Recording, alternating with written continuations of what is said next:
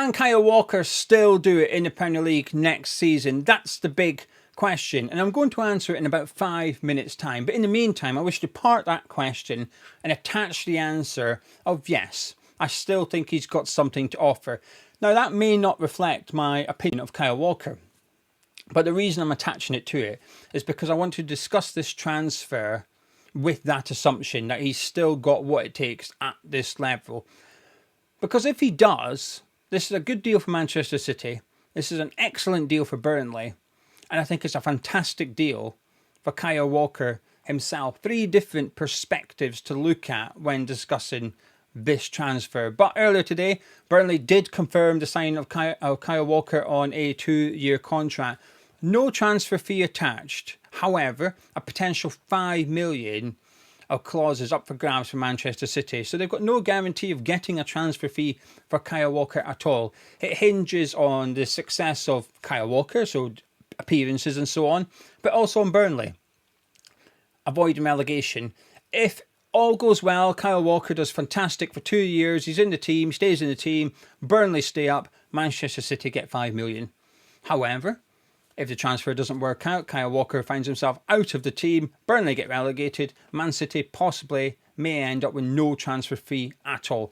But I think it's still a good deal for Manchester City just by getting Walker's wages off the books. He was on an obscene amount of money at Manchester City, 1 year left on his contract. So when you look at how much they've saved between now and the end of June 2026, it's millions.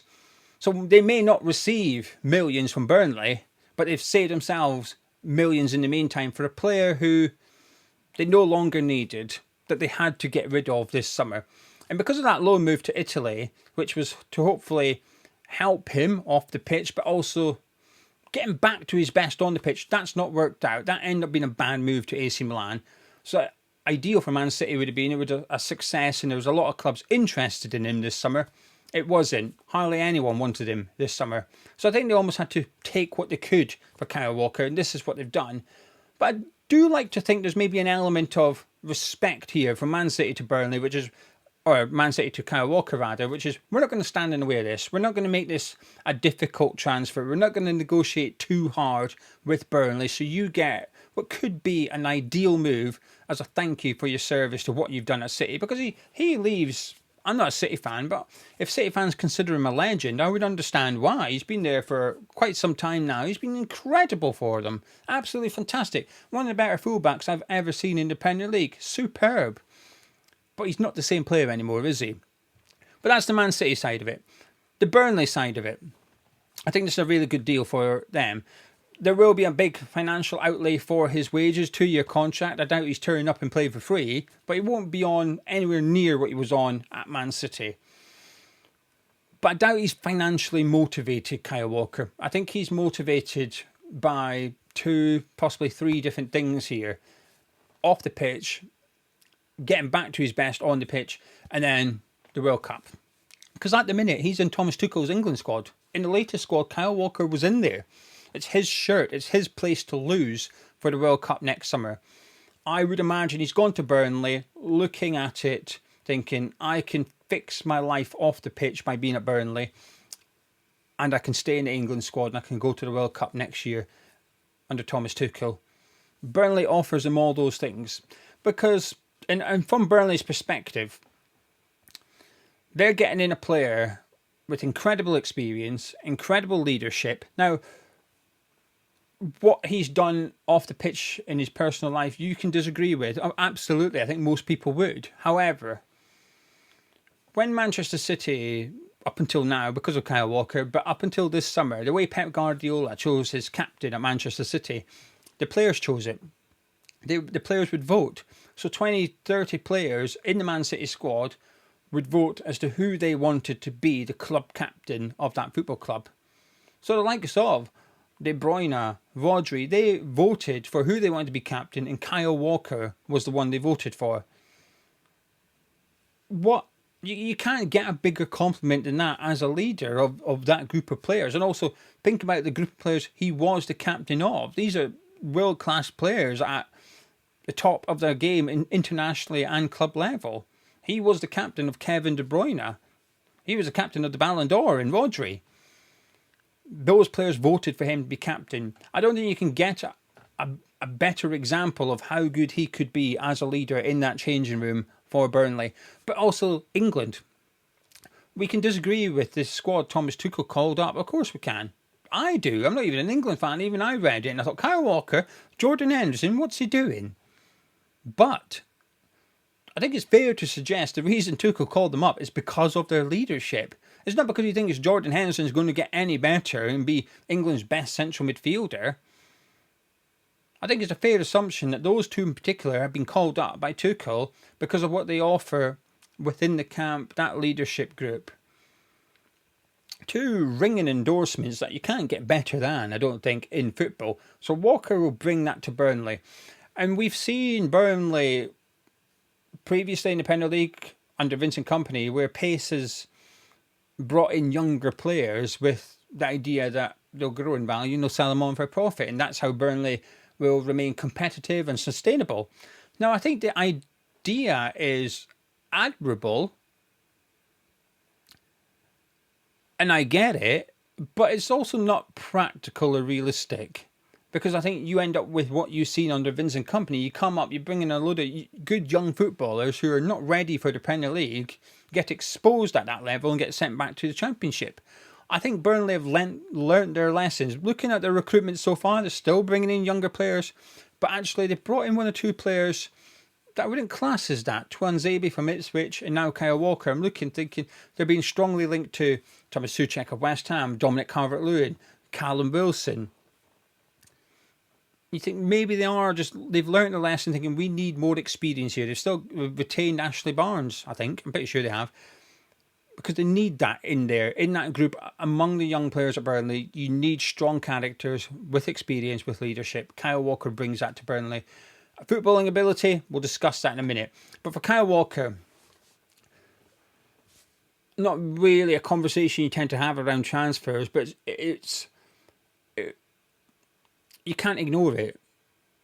This transfer is partly down to his personal life. It's very public that he cheated on his wife. He's had kids with another woman. And part of the reason he went to AC Milan was to get away from England because he needed a break from England because of all the press coverage, because of what was going on off the pitch. So personally, it was a very difficult time for him the last 12 months. Self-inflicted, absolutely, by the way. I'm not getting the violin. I'm saying, oh, poor Kyle Walker. It's his fault. But he's made a decision this summer. He doesn't want to go to Italy. He wants to stay in England. He wants to stay in the Premier League because he wants to salvage his marriage. He wants to work on his marriage. He wants to work on the relationship with his other kids. And a move to Burnley allows him to do that. He doesn't have to move house. And I appreciate it sounds a little bit silly, because when you ever discuss a transfer and go, well, he doesn't need to sell his gaff. But actually for Walker, because of the situation he's in, it's incredibly important, actually. So this move to Burnley, I think, could be really beneficial for him. Plus, assumption, he will be playing week in, week out in the Premier League, which says to Thomas Tuchel, look, I'm doing it at this level, keep me in the England squad. I think this move for Kyle Walker, I think it's better for Walker than it is for Burnley and Manchester City at this point. Because, now I'm finally going to answer the question, I'm unsure if he can do it at this level. The last year, he's not been great. He's used to be incredibly rapid. He's not slow, but he's certainly not as quick as he used to be. And I think it's exposed his weaknesses a little bit. I think the phrase is vertical runner. In straight lines, he's fast, and that bails him out. If he's got poor positioning, the winger's got a couple of yards on him, he can catch him because he's that quick. But the minute he stops being able to catch him is when it becomes a big problem, because he can't get himself out of jail. His pace used to get himself out of trouble. He doesn't have it anymore. So that's going to be a bit of an issue. Now, he's joining a Burnley side which Scott Parker knew how to build a defence. Incredible. The records they broke in Championship defensively was insane last season. But you can't do that in the Premier League. Parker can't use the same players or add Walker to Tuanzebe to Esteve. They've obviously lost CJ to Marseille. They brought in a left back, haven't they? I think they have. They brought in a goalkeeper. I think they brought in a left back. They brought in a striker from Lazio. I don't know who. I've not heard of them, though. That's why I'm not discussing them. But they have been busy. They've already been bringing in players, Burnley. But Burnley have gone from one of the best teams in the league to one of the worst teams in the league just overnight, just like that. And I mean one of the best two to one of the worst two in the league. You can maybe keep clean sheets against Cardiff City and Hull City, but I'm not sure you're going to be able to keep clean sheets against Arsenal and Liverpool. Actually, not even them. I keep going back to this, but I'll go back to it again because it's important here. It's relevant. Arne Slot, when he came to Liverpool, basically said, wow, look at the quality of the Premier League. And his point was, when you play a team in the bottom half of the Premier League, so we look at the bottom half of the Premier League last season, Wolves had Cunha, Larson, West Ham, my team, well, Jared Bowen. The teams in the bottom half of the Premier League have like top players. That's what Burnley are going to be defending against next season. And that's some of the lesser teams in the division.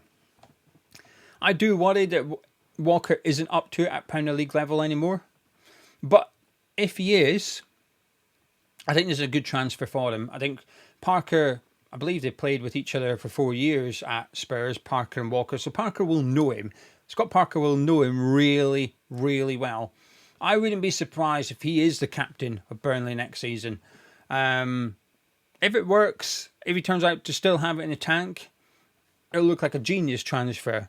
But it's one of those that could flop badly. And to pick a bad example is someone that rocked up at West Ham and then Ipswich Town last season. That's Calvin Phillips. Looked finished at Man City. Came to West Ham on a 6-month contract, loan deal. Was horrendous. Now, there was an element of I do think there was a small element of bad luck there, with it sending off, and then against Newcastle, we conceded a goal, which he conceded a penalty, but it wasn't a penalty. So there was a bit of bad luck, but it was it was a stinky transfer. That's the Tartan Geo phrase, stinky. It was a stinky transfer. Then he went to Ipswich. That was their big move. That was their big experienced Premier League player that was going to come in and help them. Stinky transfer. Now Burnley have gone and got their version. Big, experienced Premier League signing, Kyle Walker. Now, I don't know if it's going to work out. We'll only be able to discuss it in a year's time. But when I seen it, I thought, wow, interesting. Am I confident he will work out at Burnley? On the pitch, no. Off the pitch, I think he's given himself the best chance. I think this is a good club to join in that regards. I think he's got a good manager. Good fan base, good. I like Burnley. I'm just a bit nervous, and I hope he turns it around. By the way, because like I said, he's been an incredible right back in the Premier League and for England. But the decline, somewhat ironically perhaps, in Kyle Walker in the last 12 months, it's been pretty rapid.